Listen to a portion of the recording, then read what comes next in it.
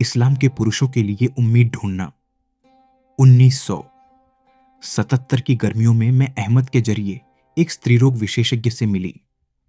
जब इस डॉक्टर को पता चला कि मैं चौथे साल की मेडिकल स्टूडेंट हूं, तो उसने पूछा कि क्या मैं एक भीड़-भाड़ वाले पारंपरिक उपनगर में अपने क्लिनिक में दिन में कुछ घंटे काम करना चाहूंगी। मैंने इस सुझाव का स्वागत किया और तुरंत काम शुरू कर दिया। उनके क्लिनिक में मेरा सामना उन सभी चीजों से हुआ जो अहमद के घर और पड़ोस के बंद दरवाजों और खिड़कियों के पीछे छिपी हुई थीं। इस क्लिनिक में मेरा काम ज्यादातर मामलों में प्रेगनेंसी का पता लगाने और युवा लड़कियों के वर्जिन होने की पुष्टि करने तक ही सीमित था। ज्यादातर लड़कियां अविवाहित थीं और अपनी मां या दादी के साथ आती थीं, जो यह पक्का करना चाहती थीं कि उनकी बेटी या पोती वर्जिन है, और कुछ यह पता लगाने भी आती थीं कि वे प्रेग्नेंट हैं या नहीं। प्रेग्नेंट लड़कियों के बच्चों का अबॉर्शन करना और जिन लड़कियों ने अपनी वर्जिनिटी खो दी थी, उन्हें ठीक करना डॉक्टर का काम था। मरीजा और उनके साथ आए लोग अपने बुर्के में छिपे हुए ऑफिस में आते थे ताकि सिर्फ उनके हाथ ही दिखें। कोई भी पहचाने जाने का जोखिम नहीं उठाना चाहता था। जांच के कमरे में, जहां महिला और उसकी बेटी या पोती डॉक्टर से बात करती थी, कहानी हमेशा एक जैसी होती थी।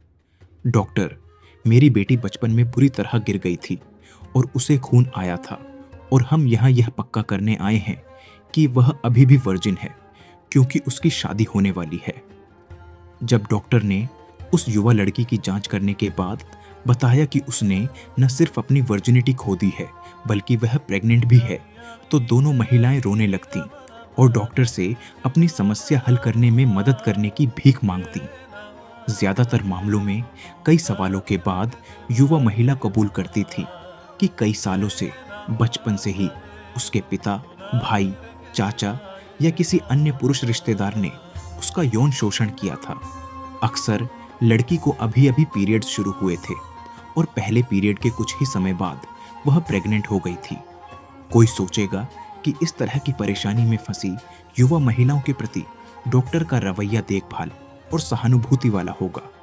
उस बीमार समाज में एक पुरुष और एक महिला के बीच कोई भी रिश्ता दमनकारी और शोषणकारी के अलावा कुछ भी नहीं हो सकता था। यहाँ तक कि एक पुरुष डॉक्टर और उसकी महिला मरीजों के बीच का रिश्ता भी नहीं।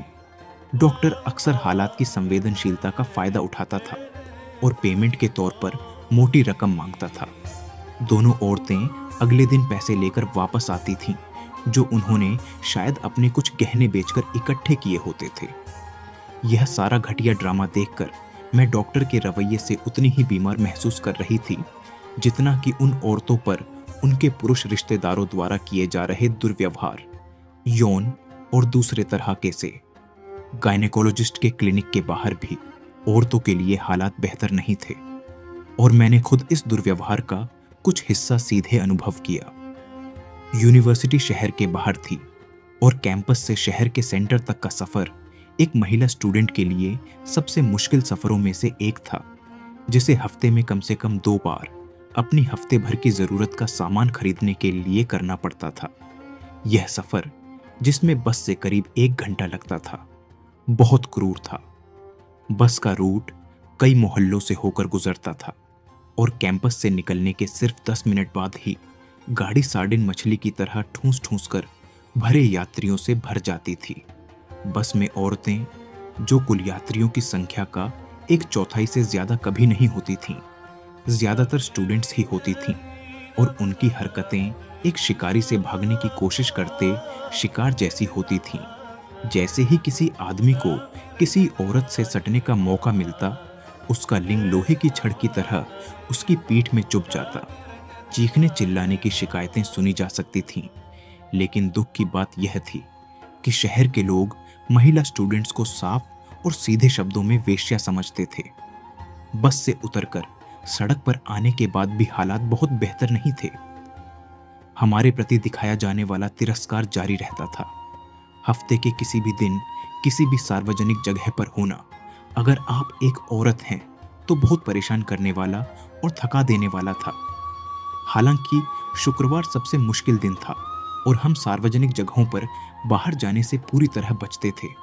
बसें और सड़कें मस्जिदों की ओर जा रहे आदमियों से भरी होती थीं।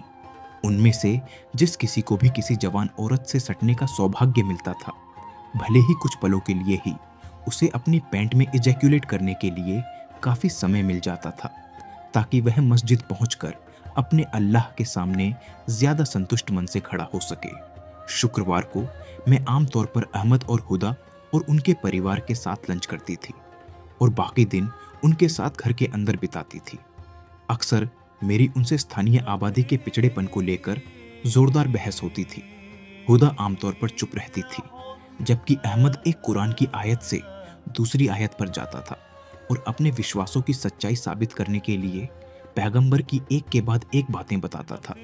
साथ ही उन सभी औरतों के चरित्र पर सवाल उठाता था जो मेरी तरह अपने परिवार से दूर रहती थीं। हालांकि मैंने हार नहीं मानी और उस समय से मैंने खुद का बचाव करना सीखा, मजबूती से और पक्के इरादे से। यह वो समय भी था जब मुझे पता चला कि मेरे समाज के पुरुष कितने ढीठ और आसानी से हार मानने वाले थे। अहमद और उसके परिवार के साथ मैंने शहर में कई शादियों में हिस्सा लिया। खुशियों भरे मौकों के बजाय उन्होंने मुझे इस समाज को और गहराई से जानने का एक और मौका दिया, जो अपनी हड्डियों के मज्जे तक बीमार लग रहा था। शादियों में लोग दो ग्रुप में बंट जाते थे, महिलाएं एक कमरे में और पुरुष दूसरे कमरे में। हर ग्रुप अपने तरीके से जश्न मनाता था। महिलाएं इन शादियों में सबसे आकर्षक कपड़े और शानदार गहने पहनती थीं। हालांकि उनके कपड़े ही एकमात्र ऐसी चीज नहीं थी जो चौंकाने वाली थी। आमतौर पर शांत रहने वाली महिलाएं लालची हो जाती थीं। मैंने अपनी जिंदगी में ऐसा कुछ नहीं देखा था। महिलाएं एक दूसरे के पास जाती और अजीब तरीके से एक दूसरे को छूती, जैसे कि नितंब या स्तन को छुटकी काटना या जांघों के बीच हाथ डालना। उनमें से कोई भी इस व्यवहार से हैरान नहीं हुआ, न ही किसी ने इसका विरोध किया। शादी के जश्न के आखिर में यह घोषणा की जाती थी कि दूल्हा अपनी दुल्हन को लेने के लिए महिलाओं के हॉल में आ रहा है। जैसे ही उन्होंने यह सुना, महिलाएं जल्दी से अपनी चादरें उठा लेती और कुछ ही मिनटों में खुद को हाईवे के किनारे रखे कचरे की पॉलीथिन जैसी चीजों में बदल लेती। कोई दूसरे से अलग नहीं दिखता था। वे कुछ ही मिनटों में शहजादी शहरजादे जितनी खूबसूरत से लेकर इतनी बदसूरत हो जाती थीं कि उन्हें सिर्फ इंसानी कचरे का डिब्बा ही कहा जा सकता था। एक बीमार समाज द्वारा उन्हें सिखाया गया था कि वे अपने शरीर को ढकें, क्योंकि उन्हें बताया गया था कि इससे पुरुष भटक जाएंगे। सिर्फ दमिश्क की यात्रा ने मुझे इस्लाम के पुरुषों के लिए उम्मीद दी। मेरे दूसरे साल में गुड फ्राइडे पर मेरी रूममेट सिहम ने मुझे अपने साथ और एग्रीकल्चर यूनियन के छात्रों के एक ग्रुप के साथ दमिश्क की यात्रा पर जाने के लिए बुलाया। मैंने अपनी सबसे छोटी सौतेली बहन के साथ रहने पर जोर दिया, जो राजधानी में रहती थी और सीरियाई सेना में एक उच्च पदस्थ अधिकारी से शादी की थी। हम रात में पहुंचे और यात्रा के आयोजक ने सुझाव दिया कि हम में से एक युवा लड़के को हमारे साथ भेजा जाए, ताकि यह सुनिश्चित हो सके कि हम मेरी बहन के घर सुरक्षित पहुंच जाएं। मेरी बहन, उसके पति और उनके बच्चे मेरी रूममेट और मेरा रात के खाने की मेज पर इंतजार कर रहे थे। जब मेरे जीजाजी ने दरवाजा खोला तो उन्होंने हमारा स्वागत किया और जोर दिया कि हमारा एस्कॉर्ट भी अंदर आए और हमारे साथ शाम का खाना खाए। वह नौजवान मेरे जीजाजी के साथ राजनीतिक बातचीत में लग गया और उसके जाने के बाद मेरे जीजाजी हमारी तरफ मुड़े और बोले, वह एक पढ़ा लिखा नौजवान लगता है और अपनी उम्र और अनुभव के हिसाब से राजनीति के बारे में ज्यादा जानता है। मैंने उस बात या उस नौजवान के बारे में ज्यादा नहीं सोचा। दमिश्क एक खूबसूरत और पुराना शहर है जिसके नज़रों ने मुझे हमेशा मोहित किया है और मैंने अपना समय बस की दोनों तरफ की खिड़कियों से बाहर देखते हुए बिताया, अपने साथी छात्रों की बकवास को नज़रअंदाज करते हुए। वह अनजान नौजवान जिसने मेरी बहन के घर हमारे साथ खाना खाया था, मेरा पीछा करता रहा। मुस्लिम पुरुषों के बारे में जो मैं जानती थी, उसके हिसाब से मैं हम दोनों के बीच काफ़ी दूरी नहीं रख पाई। जब वीकेंड खत्म हो गया और हम अलेप्पो वापस आ गए तो सिहम अपने शहर में अपने परिवार से मिलने चली गई। मैं अपने कमरे में अकेली बैठी थी जब घंटी बजी। मैं नीचे ग्राउंड फ्लोर पर गई तो देखा कि वही नौजवान था जिसने दमिश्क की हमारी यात्रा के दौरान मेरा पीछा किया था। मैंने सोचा, क्या वह मेरा पीछा कर रहा है? जैसे ही मैंने उसे नमस्ते किया और उसने मुझे वे तस्वीरें दिखाना शुरू कर दिया जो उसने यात्रा के दौरान ली थीं, और ज्यादा घबराते हुए यह समझ नहीं पा रही थी कि वह क्या चाहता है, मैं हकलाते हुए बोली, सिहम यहाँ नहीं है, लेकिन जैसे ही वह वापस आएगी मैं उसे तस्वीरें दे दूंगी। उसने जवाब दिया, मैं सिहम से मिलने नहीं आया हूँ, मैं तुमसे मिलने आया हूँ, और मैं तुम्हारे लिए तोहफे के तौर पर तस्वीरों की कॉपी लाया हूँ क्योंकि तुम उनमें से कुछ में हो। अचानक मुझे समझ नहीं आया कि मेरे साथ क्या हो रहा है। उसके बोलने से पहले ही मुझे एक झटका लगा। मेरे शरीर में एक बिजली का करंट दौड़ गया। यह मेरी जिंदगी में एक मुस्लिम महिला के तौर पर पहली बार था कि मैंने किसी नौजवान से अकेले बात की थी। मैं शर्मिंदा और घबराई हुई थी और मैंने उससे कहा कि वह मेरे साथ स्टूडेंट्स कैंटीन चले जहां हम चाय पी सकते हैं। मैं जब तक जिंदा रहूंगी उस मुलाकात को कभी नहीं भूलूंगी। उसका नाम मोराद था और वह मेरा पति और मेरे बच्चों का पिता बनने वाला था। हम उस रिवाज के खिलाफ मिले जो एक जवान लड़की को किसी ऐसे जवान लड़के के साथ पब्लिक जगह पर बैठने की इजाजत नहीं देता जिसे वह नहीं जानती। उन कुछ मिनटों के लिए मुझे लगा कि मैं ही परंपरा तोड़ रही हूँ, मैं ही नियम तोड़ने के लिए उससे ज्यादा जिम्मेदार हूँ, और इससे मुझे पाप का एहसास हुआ। लेकिन चाय पर उसके साथ बात करना, तस्वीरें देखना बहुत अच्छा लगा और उसके बाद हमने एक साथ ज्यादा समय बिताना शुरू कर दिया। हम हमेशा पब्लिक जगहों पर मिलते थे, जैसे यूनिवर्सिटी कैंटीन या बस जो हमें कैंपस से शहर के सेंटर तक ले जाती थी और वापस भी लाती थी। अलेप्पो में मुराद के साथ मेरे रिश्ते ने मेरी जिंदगी बदल दी। उसने मेरे भाई और मेरे परिवार को बताने की धमकी दी और मैंने अपने हमेशा के विद्रोही अंदाज में उसे अपनी धमकी पूरी करने की चुनौती दी। हालांकि मुराद अलेप्पो का था और उसने अपनी पूरी जिंदगी वहीं बिताई थी, लेकिन वह एक ऐसा आदमी था जो शहर से अलग रहता था। सीरिया पर फ्रांसीसी कब्जे के दौरान उसके पिता फ्रांसीसी सेना में सैनिक थे। जब 1947 में फ्रांसीसी सेना सीरिया से चली गई तो नई बनी सीरियाई राष्ट्रीय सेना ने फ्रांसीसी प्रशिक्षित कई सैनिकों को रख लिया, लेकिन बूढ़े लोगों को, जिनमें उसके पिता भी शामिल थे, निकाल दिया।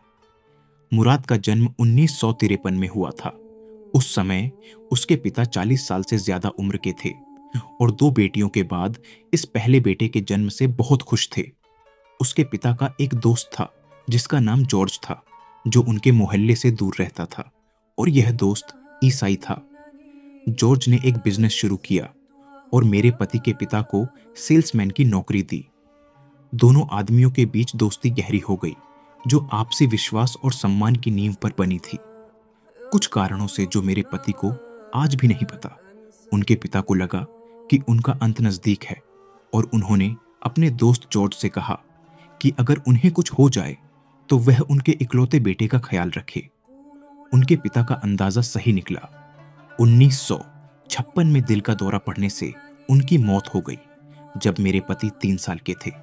उनकी बड़ी बहन की शादी 13 साल की उम्र में उनके पिता की मौत से कुछ महीने पहले हुई थी, जबकि छोटी बहन की शादी उनकी मौत के 1 साल बाद हुई जब वह 11 साल की थी। और इस तरह 3 साल की उम्र में मेरे पति अपनी माँ के साथ अकेले रह गए। मेरे पति के अनुसार उनकी माँ एक सनकी औरत थी जिनकी जबान बहुत तेज थी और पर्सनैलिटी असंतुलित थी। वह जॉर्ज से झगड़ा करती थी, जिस पर वह बारी बारी से धोखाधड़ी और लालच का आरोप लगाती थी। फिर भी जॉर्ज ने मेरे पति के पिता द्वारा दिए गए निर्देशों का पालन किया और मुराद की मां से निपटने में आने वाली मुश्किलों के बावजूद एक पिता जैसी भूमिका निभाने पर जोर दिया। वह हफ्ते में कम से कम 2 बार उनसे मिलने आता था और तोहफे लाता था।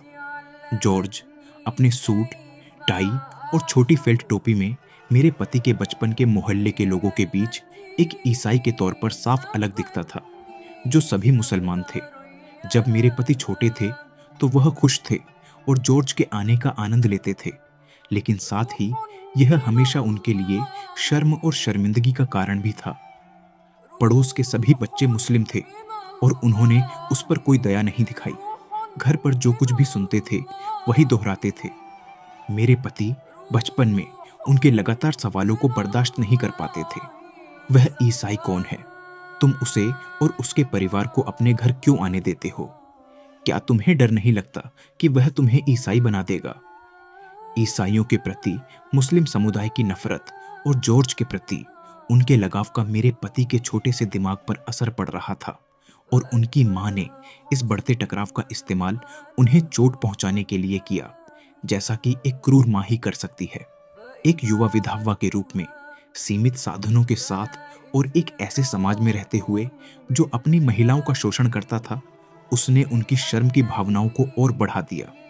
जब उनके पिता की मृत्यु हुई तो परिवार एक छोटे से लकड़ी और धातु के घर में रहता था, जिसे फ्रांसीसी सेना ने छोड़ा था, जो शहर के केंद्र से बहुत दूर एक पड़ोस में था। फ्रांसीसी सेना के जाने के बाद और सीरियाई राष्ट्रीय सेना ने बैरकों पर कब्जा कर लिया। लोग इन घरों से बाहर चले गए, जो समय के साथ खंडहर बन गए, जबकि उनका अपना छोटा सा घर सबसे नजदीकी आवासीय क्षेत्र से लगभग 2 मील दूर एक सुनसान सैन्य क्षेत्र में मलबे के बीच खड़ा था। विधवा होने के बाद मेरे पति की मां को एक तंबाकू फैक्ट्री में काम करने जाना पड़ा। सुबह जल्दी घर से निकल जाती थीं और अंधेरा होने के बाद ही लौटती थीं।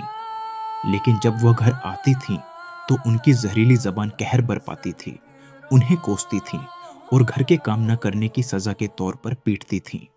अपने बेटे की पहले से ही नाजुक मानसिक स्थिति से अनजान, उन्होंने उसे अपना बलि का बकरा बना लिया। ज्यादातर शहरों की तरह, जिसे अब हम जेंट्रिफिकेशन कहते हैं, वह यहां भी हुआ, और अलेप्पो के अमीर निवासी कम भीड़भाड़ वाले इलाकों की तलाश में मेरे पति के घर के आसपास के पड़ोस में तेजी से बसने लगे। उनके घर के सबसे नजदीक का स्कूल बहुत अमीर परिवारों के बच्चों से भर गया, और वह उनके बीच अलग दिखते थे। वर्ग भेदभाव ने उन्हें तोड़ दिया। उन्हें याद है कि उनकी मां ने उनसे कहा था, घर हमारे और करीब आते जाएंगे जब तक कि वह समय नहीं आ जाता जब हमें बाहर धकेल दिया जाएगा और हमारे पास सड़क के अलावा कहीं और जाने की जगह नहीं होगी। आज भी जब भी वह किसी बेघर व्यक्ति को देखते हैं तो वह अपना चेहरा अपने हाथों में छिपा लेते हैं, ताकि उन्हें खुद को उनकी जगह पर कल्पना न करनी पड़े। जब उनकी मां की छुट्टी होती थी और वह उनके साथ स्थानीय बाजार में खरीदारी करने जाते थे, तो उन्हें दुख होता था कि दुकानदार उनके साथ कैसा व्यवहार करते थे, चाहे वह उनके साथ कितनी भी क्रूर क्यों न हो। उन्होंने उसकी नासमझी और इस बात का फायदा उठाया कि वह मर्दों के दबदबे वाले माहौल में एक औरत थी। उन्होंने उससे ज्यादा पैसे लिए, और जब उसने मोलभाव करने की कोशिश की और उन पर धोखा देने का आरोप लगाया, तो वे उसे गालियां देने लगे। ऐसी भाषा का इस्तेमाल किया जिसे मेरे पति के छोटे कान सुन नहीं सकते थे। ऐसा लग रहा था जैसे वे उस पर चिल्ला रहे हों, घर जाओ और खुद को छिपा लो, बेशर्म औरत, तुम्हारा पति कहाँ है और वह तुम्हें इस तरह मर्दों के बीच घूमने की इजाजत कैसे दे सकता है। मुराद ने बहुत कम उम्र में ही उस दुनिया की असली सच्चाई जान ली थी जिसमें वह रहता था, और वह कभी भी सच में उसका हिस्सा नहीं बन पाया। उसकी हमदर्दी अपनी मां के साथ थी, वह क्रूर औरत जिसने उसके अपने दिमाग को खराब कर दिया था, जिसे वह मुस्लिम समाज का शिकार मानता था। हाई स्कूल में वह बौद्ध पार्टी में शामिल हो गया, जो ज्यादा से ज्यादा हाई स्कूल के छात्रों को भर्ती करने की कोशिश कर रही थी, और जो गरीब परिवारों से आते थे वे सबसे ज्यादा शामिल होने के लिए उत्सुक थे। वह पार्टी की ओर आकर्षित हुआ क्योंकि यह एक धर्मनिरपेक्ष संगठन था, जो कम से कम ऊपरी तौर पर धर्म को कोई महत्व नहीं देता था। पार्टी के नारों ने उन्हें बेहतर जीवन और समान अवसरों की उम्मीद का भ्रम दिया। किशोरावस्था में ही वह समूह की राजनीतिक सक्रियता में पूरी तरह से डूब गया, और दूसरे पार्टी सदस्यों के साथ काम करते हुए धीरे धीरे खुद को खोजने लगा। स्कूल के बाद वह सीधे पार्टी के साथियों के साथ मीटिंग में जाता था। अब उसे वह मिल गया था जो उसकी मां के साथ जिंदगी ने उससे इतने लंबे समय तक छीन रखा था। अब उसके पास जीने का कोई मकसद था। पार्टी के नारों और एजेंडे ने उसे यहूदी विरोधी भावना से भर दिया और उसे इजराइल के खिलाफ भड़काया। जिस बीमार संस्कृति में उसे ले जाया गया था, उससे उसका ब्रेन वॉश हो गया था और उसे विश्वास होने लगा कि यहूदियों को मारना और उन्हें समुद्र में फेंक देना ही उसके जीने का एकमात्र मकसद है। वह अपनी माँ के साथ रहता रहा, लेकिन अपनी ही दुनिया में खोया रहता था। एक ऐसी दुनिया जिसमें वह ऐसी नौकरी का सपना देखता था जिससे वह खुद का पेट पाल सके, बजाय इसके कि उसे अपनी माँ के अंडे और रोटी लेकर घर आने का इंतजार करना पड़े। उसने हाई स्कूल से ग्रेजुएशन किया और एग्रीकल्चरल इंजीनियरिंग पढ़ने के लिए यूनिवर्सिटी गया। उसे एक प्राइमरी स्कूल में टीचर के सहायक के तौर पर काम मिल गया। हालांकि एक बात ने टीचर के तौर पर उसकी खुशी को कम कर दिया, यह कि दिन में कम से कम 1 घंटा मुस्लिम धर्म पढ़ाने के लिए देना पड़ता था। जब वह इस क्लास के दौरान ईसाई छात्रों को क्लासरूम से बाहर जाने के लिए कहता था, तो उसे लगता था कि वह अपनी इंसानियत खो रहा है। कई माता पिता ने धार्मिक शिक्षा के टीचर के तौर पर उसकी कमियों के बारे में स्कूल एडमिनिस्ट्रेशन से शिकायत की, लेकिन उसने उनकी एक न सुनी, क्योंकि वह जानता था कि बात पार्टी में उसकी मेंबरशिप उसे एक मजबूत स्थिति में रखती है और इन शिकायतों की वजह से उसे एक दिन की भी नौकरी नहीं गंवानी पड़ी। उन दिनों इस्लामाबाद पार्टी के मुकाबले दूसरे नंबर पर था। 1960 के दशक के आखिर से लेकर 1970 के दशक के बीच तक सीरिया एक ऐसे दौर से गुजरा जिसमें इस्लाम ने लगभग पूरी तरह से अपना असर खो दिया था, कम से कम स्कूली बच्चों और यूनिवर्सिटी स्टूडेंट्स पर। 1970 के दशक के बीच में सऊदी ऑक्टोपस के जाल धीरे धीरे सीरियाई पब्लिक जीवन में फैलने लगे, जहां वे आज भी तबाही मचा रहे हैं। मोराद की जिंदगी मुश्किल थी और मुझे पता था कि मैं उसके लिए सबसे अच्छी चीज यही कर सकती थी कि जब भी वह कोई दर्दनाक याद शेयर करे तो मैं उसे ध्यान से सुनूं। एक बार उसने मुझसे कहा, सुनो वफा, एक औरत, मेरी माँ ने मुझे बर्बाद कर दिया और अब मैं एक दूसरी औरत, एक पत्नी की तलाश में हूँ जो इन टुकड़ों को फिर से जोड़ सके। मेरी माँ मुझे बर्बाद करने में बहुत माहिर थी और मुझे लगता है कि तुम भी मुझे फिर से जोड़ने में उतनी ही माहिर हो। मैं अभी भी उसे फिर से जोड़ने की कोशिश कर रही हूँ। मुझे पता है कि कई ताना मारने वाली औरतें इस पर मजाक उड़ाती हैं, लेकिन मैंने सच में एक ऐसे टूटे हुए आदमी से शादी की है जिसे उसकी माँ ने बर्बाद कर दिया था। मैं अभी भी उसे ठीक करने की कोशिश कर रही हूँ। मुझे मुराद की माँ से जरा भी कोई शिकायत नहीं है, क्योंकि मैं उसे इस बात के लिए जिम्मेदार नहीं मानती कि उसने उसे कैसे दुख पहुंचाया। वह सिर्फ अपने समाज और उसकी मान्यताओं की शिकार थी और मेरा पति उस शिकार का खुद शिकार था।